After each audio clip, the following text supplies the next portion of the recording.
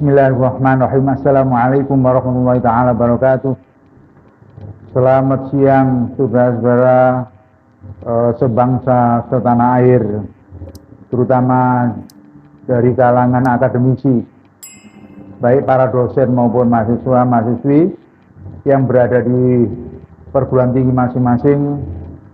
Alhamdulillah, mari kita bersama-sama memanjatkan puji syukur kehadirat Allah Subhanahu wa Ta'ala bahwa pada kali ini kita telah ditakdirkan oleh Allah bisa bertua kembali, bisa bertatap muka kembali dalam membahas persoalan hukum yang sampai hari ini masih terus berjalan, masih belum tuntas di negeri ini.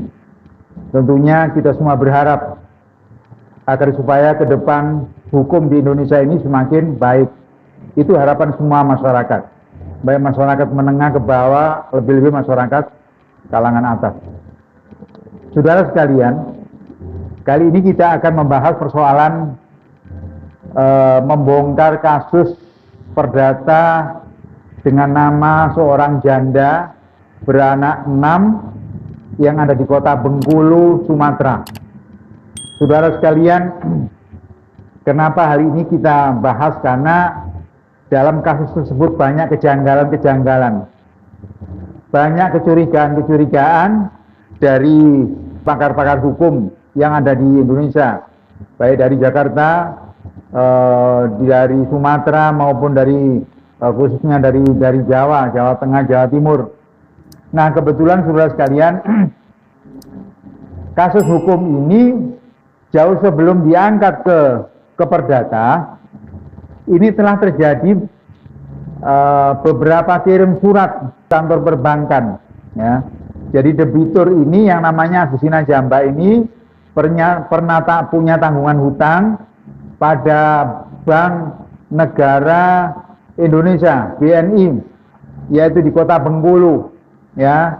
Akan tapi karena dalam kondisi pandemi, dalam kondisi ada kekurangan, dia nggak bisa bayar, akhirnya oleh kuasa hukum telah kirim surat kepada Bank Negara Indonesia BNI 46 yang ada di kota Bengkulu. Dan surat ini sudah dilayangkan secara resmi, ada bukti-bukti konkret, ada tanda terima, ada cap stempel dari masing-masing lembaga, masing-masing institusi, baik itu di kepolisian daerah, ya, di Bengkulu maupun di Kapolres ataupun di tingkat wali kota Bengkulu, kemudian gubernur Bengkulu sampai kepada presiden. Selain daripada presiden RI yang ada di Jakarta, wakil presiden, juga otoritas jasa keuangan Bank Indonesia, lalu kepada ombudsman. Saudara sekalian, ombudsman ini memiliki otoritas untuk menegur, memanggil daripada birokrasi, daripada lembaga-lembaga yang ada di Indonesia. Kalau betul-betul ada penyimpangan, dia berhak menegur. Karena dia punya undang-undang, namanya Undang-Undang Keterbukaan Informasi Publik.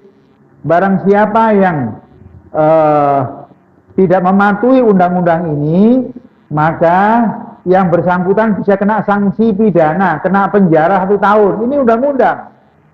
Tetapi aneh dan betul-betul sangat ironis sekali bahwa hampir semua birokrasi itu tidak ada satupun yang membalas, apalagi presiden, wakil presiden, ya, kepolisian RI, lalu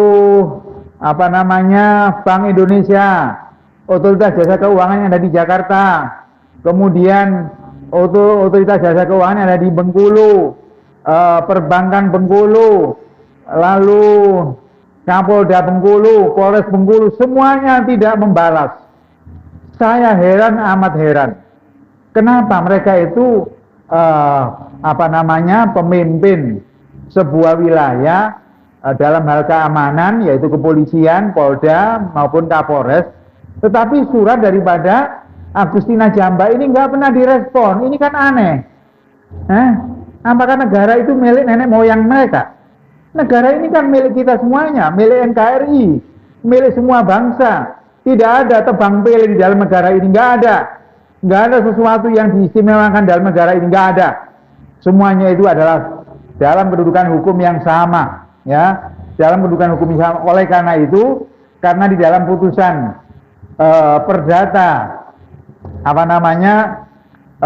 pengadilan negeri Bengkulu ini banyak kejanggalan, saya minta dengan hormat Presiden maupun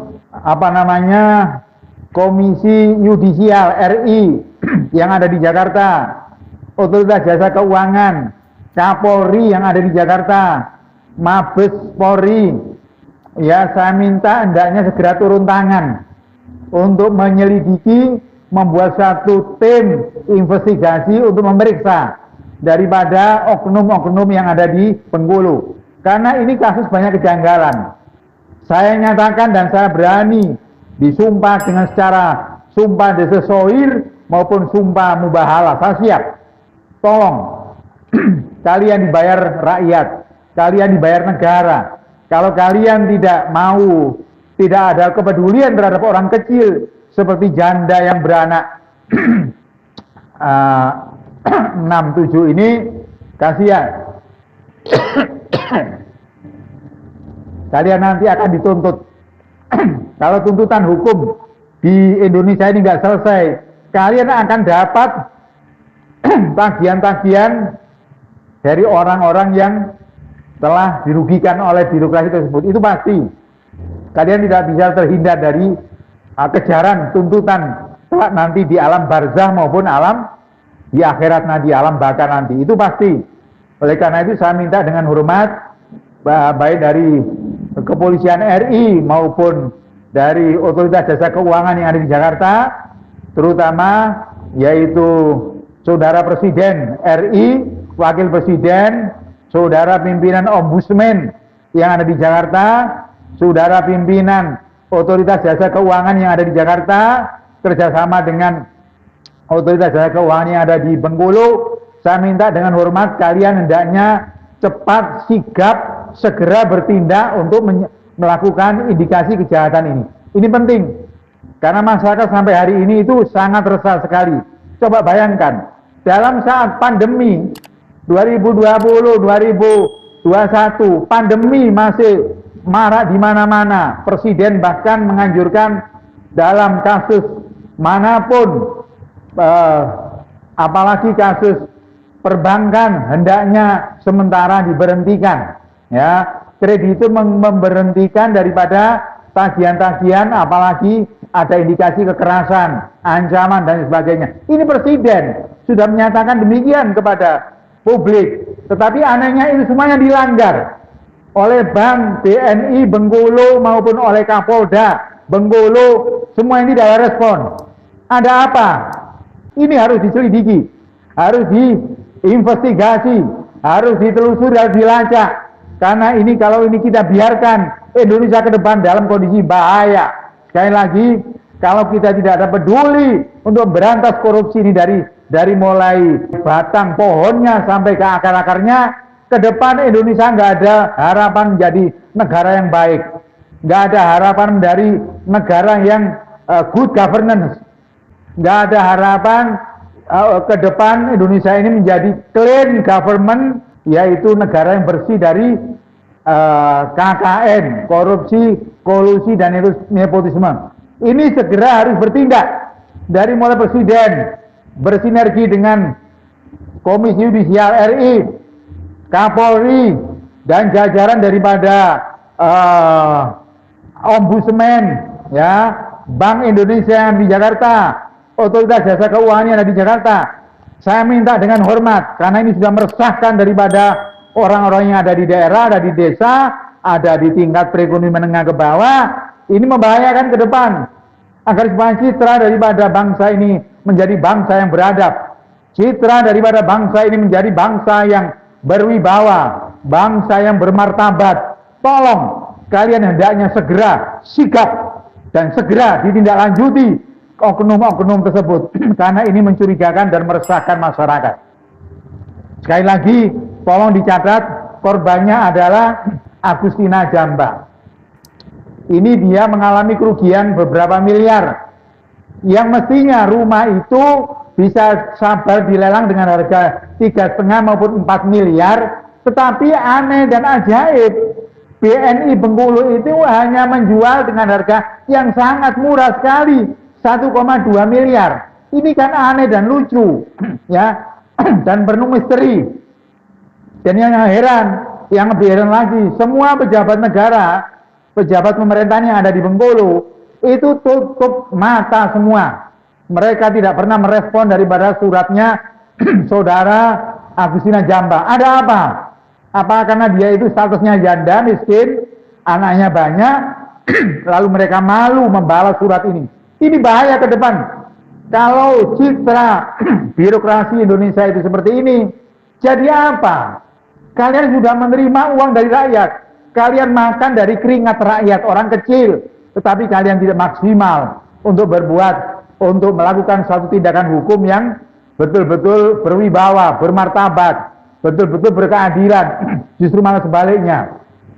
Meski demikian, saudara sekalian, saya perlu ingatkan kepada Kapolri, kepada Ombudsman, kepada Komnas HAM, kepada Bank Indonesia yang ada di Jakarta, kepada Otoritas Jasa Keuangan RI yang ada di Jakarta, maupun Presiden. Kalian semuanya tentunya pakai asas presumption of innocence. Sekali lagi, kalian mesti memakai asas presumption of innocence, asas praduga tak bersalah.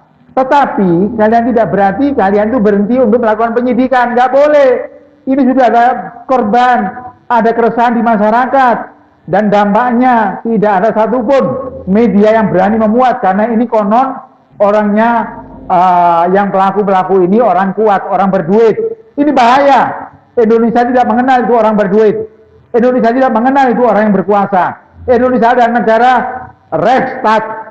Indonesia adalah negara hukum, bukan negara Marktstaat. Sekali lagi, Indonesia bukan negara Marktstaat, bukan negara kekuasaan. Bank berkuasa, Kapolda berkuasa, Kapolres berkuasa, wali kota berkuasa, gubernur Bengkulu, nonsen, semuanya tidak.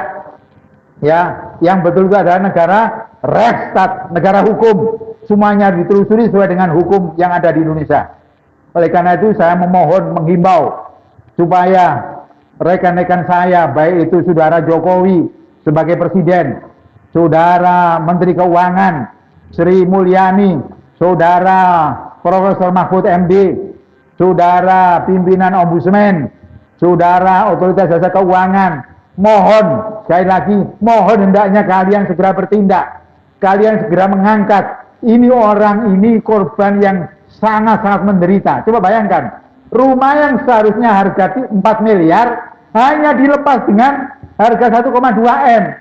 Kan otomatis menjerit, semua keluarga besarnya akan menangis, semua keluarga besarnya akan menderita. Nggak boleh terjadi. Kalau kalian ingin menjadi bangsa yang beradab, kalian ingin menjadi pemimpin yang bermartabat, kalian ingin menjadi tokoh yang betul-betul bersih dari kejahatan-kejahatan itu, tentunya kalian harus bersikap adil. Karena itu negara kita ini adalah negara yang memiliki Undang-Undang Dasar 45, Weltanschauung, falsafah Pancasila. Kita wajib, kalau kita tidak menghargai daripada bentuk, yaitu konstitusi dasar kita, nggak bakal Indonesia ke depan itu jadi negara yang baik. Dalam kedudukan hukum semuanya itu sama, ya, nggak ada sesuatu yang istimewa. Kalau memang betul-betul itu ada satu pelanggaran hukum, rehmatik overhaidat, ada satu the tournament de pouvoir, ada penyalahgunaan kewenangan, mohon segera untuk ditindaklanjuti. Ya, kita rasa ini sudah jelas, poin-poinnya sudah nampak sekali dan sudah konkret bukti-bukti yang ada di saya. Karena pertama, untuk menangani debitur pada kreditur itu saya kebetulan. Oleh karena itu saya bertanggungjawabkan bahwa data dokumen yang ada ini adalah sudah benar lengkap, tetapi itu pun masih dikriminalisasi terhadap seorang korban yang namanya Agustina Jamba. Sekian, dan tak lupa saya ucapkan pada saudara sekalian, sebangsa setanah air, insya Allah sebentar lagi kita akan masuki bulan suci Ramadan. Ahlan wa sahlan fi hudurikum ya syahrul Ramadan. Demikian kurang lebihnya saya mohon maaf. Wallahul muwaffiq ila aqwamit thoriq. Assalamualaikum warahmatullahi taala wabarakatuh.